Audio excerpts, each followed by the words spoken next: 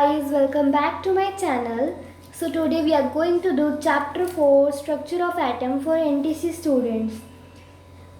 इस चैप्टर में जो हमारे पास 1 to first 20 एलिमेंट्स का जो टेबल है उसे कैसे लर्न करें उसके लिए बहुत अच्छी ट्रिक है, तो दोनों पार्ट्स इस चैप्टर के ज़रूर देखना। सो हम स्टार्ट करते हैं चैप्टर को। 3 subatomic particles in atoms are electrons, protons and neutrons। कहते हैं एक एटम में जो 3 सब एटॉमिक पार्टिकल्स हैं वो कौन कौन से हैं? इलेक्ट्रॉन्स हैं, प्रोटॉन्स हैं, न्यूट्रॉन्स हैं। जो प्रोटॉन और न्यूट्रॉन है ये दोनों तो न्यूक्लियस के अंदर होते हैं, जबकि इलेक्ट्रॉन्स न्यूक्लियस के बाहर फिक्स्ड ऑर्बिट्स में रिवॉल्व कर रहे होते हैं। अगर आप एनटीसी स्टूडेंट्स हो ये जनरल नॉलेज आपको ऑब्वियसली होगी। अब हम देखते हैं नेम ऑफ सब एटॉमिक पार्टिकल। ये बहुत इंपॉर्टेंट है। कहते हैं अगर हम इलेक्ट्रॉन को लें उसके बारे में थोड़े से इन्फॉर्मेशन देखें हम, तो इलेक्ट्रॉन को डिस्कवर किसने किया था? J Thomson. उन्होंने बताया था हमारी दुनिया को कि हाँ एटम्स के अंदर इलेक्ट्रॉन्स होते हैं, इसका वज़न इतना होता है, चार्ज इतना होता है। आई होप ये हमें लर्न करने की ज़रूरत नहीं है, बस हम इतना देख लेते हैं किसने क्या डिस्कवर किया था। प्रोटॉन्स को ई गोल्डस्टाइन ने डिस्कवर किया था, न्यूट्रॉन्स को जेम्स चैडविक ने। Clear? Hydrogen is the only element which has no neutrons except isotopes of hydrogen. कहते हैं हाइड्रोजन एक ऐसा एलिमेंट है जिसके पास न्यूट्रॉन्स नहीं होते बट उसके आइसोटॉप्स के पास होते हैं। ठीक है, आइसोटॉप्स क्या होते हैं वो हम आगे क्लियर कर लेंगे। Thomson model of atom. Thomson ने अब क्या मॉडल दिया था एटम्स का?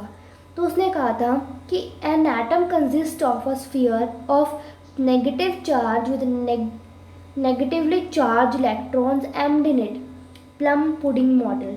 तो सिंपली उसने कहा था कि बस ये एटम एक गोला है, उसके अंदर बहुत सारे नेगेटिव चार्ज घूम रहे हैं, बस उसने इतना ही बनाया था, दैट इज़ इलेक्ट्रॉन्स। अब हम देख लेते हैं रदरफोर्ड का मॉडल। तो उसने क्या किया था? Most of alpha particles pass through gold fall undeflected, means there is a lot of empty space in an atom. Some alpha particles deflected through small and some with large angles show that there is a center of positive charge. Completely or bounce back alpha particles indicates the presence of very dense hard nucleus at the center. अब इसे clear करने के लिए मैं आपको इस diagram में explain कर देती हूँ।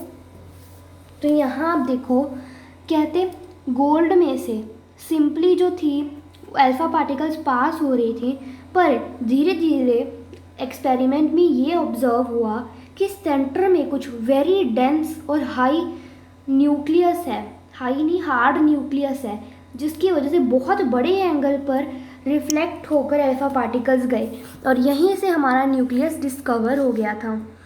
अब हम देखते हैं drawbacks of Rutherford model of atom.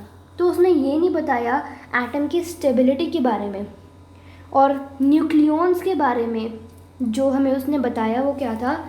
Protons और न्यूट्रॉन्स जब साथ में हो जाते हैं ना तो उसे हम न्यूक्लियॉन्स भी कह देते हैं। अब हम देखते हैं Bohr's model of atom. Bohr ने कैसा मॉडल बनाया था एटम्स का? तो उसने बताया था कि एटम में इलेक्ट्रॉन होते हैं, प्रोटॉन होते हैं, न्यूट्रॉन होते हैं। प्रोटॉन्स एंड न्यूट्रॉन्स न्यूक्लियस में होते हैं। इलेक्ट्रॉन्स फिक्स्ड एनर्जी लेवल या शेल में रिवॉल्व करते हैं न्यूक्लियस के आर पार, यानी उसके आले दुआले घूमते रहते हैं वो एक फिक्स्ड ऑर्बिट में। हर शेल में स्पेसिफिक नंबर ऑफ इलेक्ट्रॉन्स होते हैं और जब वो स्पेसिफिक ऑर्बिट्स में घूम रहे होते हैं तो वो कोई एनर्जी नहीं रेडिएट करते। कौन नहीं रेडिएट करते? इलेक्ट्रॉन्स, क्योंकि वही रिवॉल्व करते हैं स्पेसिफिक ऑर्बिट्स में। अब ये पता कैसे करें कि किस शेल में कितने एटम्स आएंगे, है ना? ये तो हमें पता ही नहीं। तो उसके लिए एक फॉर्मूला दिया था उन्होंने हमें 2n², जहाँ पर n का मतलब है कि नंबर ऑफ शेल क्या है, like number first shell, second shell, third shell, fourth shell. अब हम k शेल देखें, k शेल का नंबर कितना होता है? 1। तो n की वैल्यू कितनी है? 1। इस फॉर्मूले में पुट करेंगे आंसर आएगा 2 इलेक्ट्रॉन्स। सिमिलरली l शेल का नंबर कितना है? 2। तो उसका फॉर्मूला करेंगे, फिर हमारे पास आगे आगे आंसर आते जाएंगे।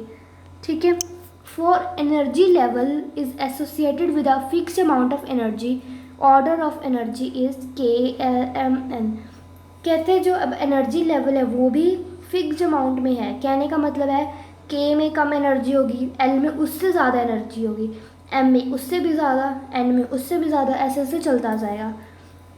All electrons of same energy level has same energy, यानी जो मान लो L शेल में है उन सब में सेम एनर्जी होगी, जो M शेल में है उन सभी एटम्स में सेम एनर्जी होगी, बट वो L और M में सेम नहीं होगी।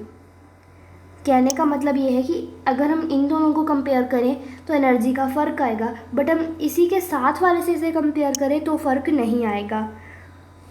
सिंपली जैसे हम बोलते हैं ना, 9th के 2 स्टूडेंट्स को कंपेयर करेंगे तो सेम होंगे, बट 9th और 10th के में कंपेयर करेंगे तो 10th में ज़्यादा एनर्जी होगी। कहने का मतलब ये था उनका। अब कहते हैं जब भी इलेक्ट्रॉन्स किसी और से एनर्जी लेते हैं ना तो इलेक्ट्रॉन्स हायर से हायर एनर्जी लेवल पर पहुंच जाते हैं। ठीक है, मान लो किसी ने एनर्जी ली तो वो अगले शेल में पहुंच जाता है। ठीक है, किसी ने अगर एनर्जी दी है तो वो लोअर एनर्जी लेवल में आ जाते हैं। अब हम देखते हैं एटॉमिक नंबर क्या है, मास नंबर क्या है। तो atomic number simply number of protons होता है। किसी भी एटम के न्यूक्लियस के अंदर कितने प्रोटॉन्स हैं उसे हम एटॉमिक नंबर कह देते हैं। या हम ये भी कह सकते हैं कोई न्यूट्रल एटम है उसके अंदर कितने नंबर ऑफ इलेक्ट्रॉन्स हैं। फिर आता है mass number. Mass number simply यही है क्योंकि सारा वजन तो न्यूक्लियस के अंदर होता है ना, तो न्यूक्लियस के अंदर क्या क्या है, प्रोटॉन्स और न्यूट्रॉन्स है ना, तो इन दोनों का जो सम आएगा नंबर्स का वही हमारा मास नंबर बनेगा। ठीक है, उसके बाद आता है इलेक्ट्रॉनिक कन्फिग्रेशन ऑफ एलिमेंट्स। ये हम अपने नेक्स्ट पार्ट में कवर करेंगे। एंड जो हमारा इतना सा चैप्टर बचा है इसे भी हम अपने नेक्स्ट पार्ट में कवर करेंगे ताकि वीडियो ज़्यादा लंबी और बोरिंग ना हो। इसलिए बाय बाय।